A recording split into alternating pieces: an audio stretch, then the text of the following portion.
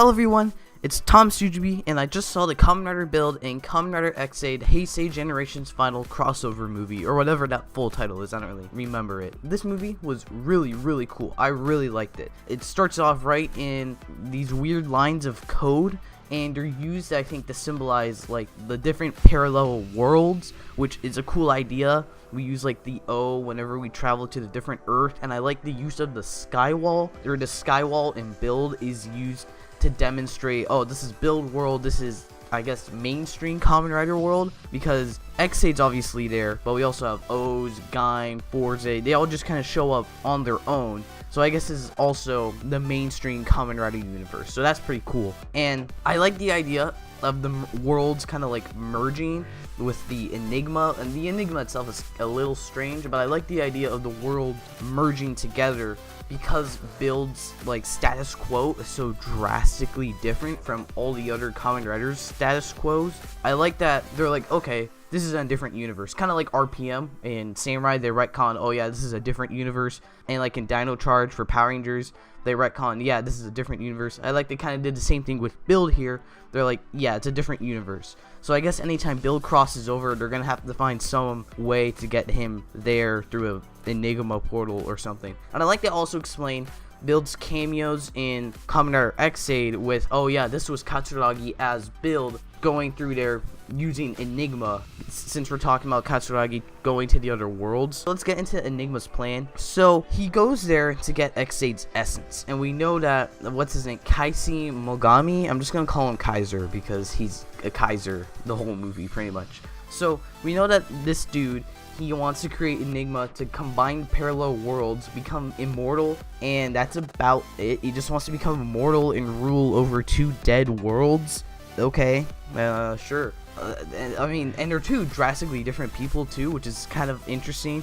One is, of course, like cool, calm, collected. I think he's like the scientist side of that, and the other guy is just crazy and says funky a lot because so does his weapon. So okay, but like Sento, I mean Katsuragi. This movie kind of confirmed Sento's Katsuragi, but they kind of explained that away, like, oh no, it's the bottle that gave him the dream. He's not Katsuragi. But Ryuga's like, yeah, no, I don't fully buy that. That was the bottle. But anyway, so Katsuragi as Build went to this alternate universe to get Ex-Aid's essence to stop Enigma from being made, which makes sense, or from being finished. But then he still finished Enigma. So what was the point of getting Ex-Aid's essence if he still finished Enigma, right? That wasn't completely explained for me. Maybe they did explain and it just kind of went over my head. Maybe let me know down in the comment section. But I definitely like the parallel world idea, and I kind of like how our two main riders,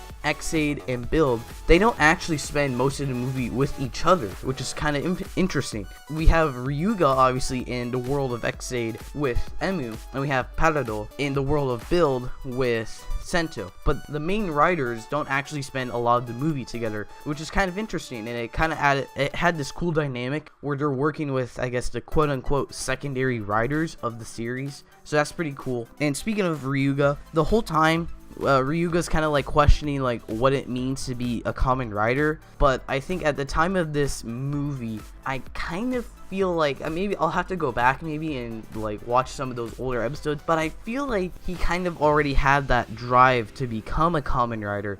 So for me, at least in the movie, it kind of felt like shoehorned in, like, oh, we need to get a lesson in there. Ryuga doesn't know what he's fighting for. There we go. But I kind of feel like he already knew at the timeline of this, or maybe I'm just used to Ryuga that we have now, who's used to fighting for, you know, what's right. So I don't know, I'll have to go watch those later episodes to see if that's in line with his character at that time. And then obviously this ties in with other Rider shows. So we have O's, Heisei, Gaim, and Ghost. And actually out of these shows, I've only seen Gaim. So out of those shows at least. But I kind of knew, like, oh yeah, Heisei becomes a teacher, Ghost is I think he's still just the same. And I know the whole thing with Ankh, and they didn't really like lean too heavily into the lore of these characters, so I understood what was going on. So I like these characters appearing because this is some like big world ending thing, and they're like, oh, okay, maybe we should help out now. And I mean, every time they appear, it is just an ex machina, but what were you expecting?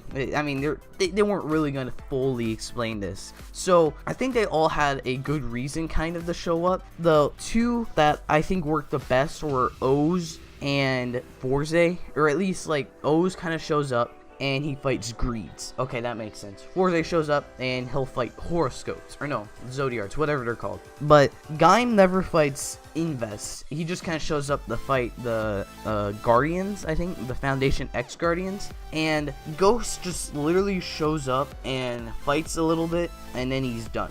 Ghost is personally for me the most forgettable in this movie. He doesn't really do anything. He doesn't contribute anything. But I do like having all these riders, because then at the end we have them all fighting and kind of going through some of their different forms, and they all end in their final form, which is pretty cool.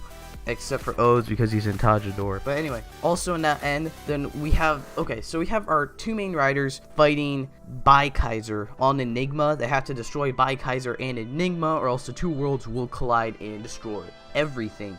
But like, this final fight doesn't work for me really at all, because like, it definitely could have been improved, because it looks a lot like a PS2 cutscene. Like, let's be honest here, it's mostly all CG. It's just like kind of, at some points it looks really, really strange. I don't really like the final fight at all. I wish they just kind of like, I don't know, crashed Enigma, but they need to get to like a power source in order to stop the whole thing. So we just have a ground fight against Kaiser. They didn't need to go all out on like this spaceship flying through the sky. I would have preferred some ground fight between the two, with the two main riders of this movie and Kaiser, so that, like, you know, it looks cooler, it looks nicer, because right now it didn't look that cool, and we kind of had to zoom out so you couldn't tell this was like computer generated, so it didn't feel good, this final fight at all. Because then eventually when Ex-Aid goes into Muteki and Bill goes into Rabbit Tank Sparkling, then I think it looks a lot better, because then we spent most of that afterwards with the actual suits fighting each other. That would have looked a lot cooler for the whole battle without the CG. So I don't know, that could have been improved. But then other than that, really, I don't think I have any problems with this movie. I like all the interactions with characters, specifically the bike scene where they're all on their bike and they're just doing like classic Kamen Rider action, smacking people with the bikes. I thought that was really cool. I love the scene where they're on the bikes and they all say their catchphrases at the same time, and obviously none of it works together. So they're all like, what? No, why'd you say that? No, I thought we were saying this. I think Heisei, somebody said, like, let's listen to what the newer guy said. It was really funny. Like, all these character interactions was really fun. At the end, you know, we kind of tie up everything. Bill goes back to his world with Cross, since that's the different Earth. All the riders stay there. There's, you know, we get the classic, oh, if you need help, just call us there. And it's like, yeah, they're on a parallel Earth. They're not gonna, I don't think they're gonna call you back that easily. That also raises the question of, how did they get back to Earth since they destroyed Enigma? So, you know, I'm just gonna let that slide. I'm not really gonna dig too deep into that. You know, we see Heisei as a teacher again. We see Oz with Ankh. He gives him the ice cream. I mean, this is my first really big interaction with Oz as a character.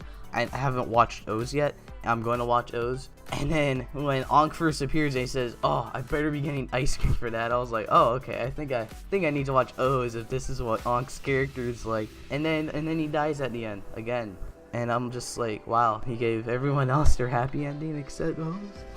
How could you do this? I haven't even seen Oz, and I feel for Oz." Overall, this was just a really great movie.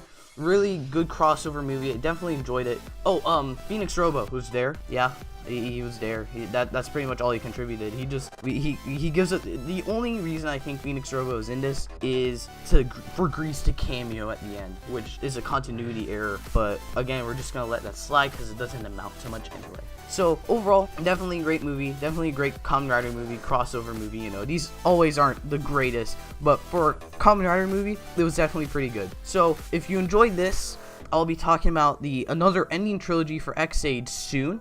So please consider hitting that big red subscribe button for those reviews, and I'll see you next time. Thank you for watching.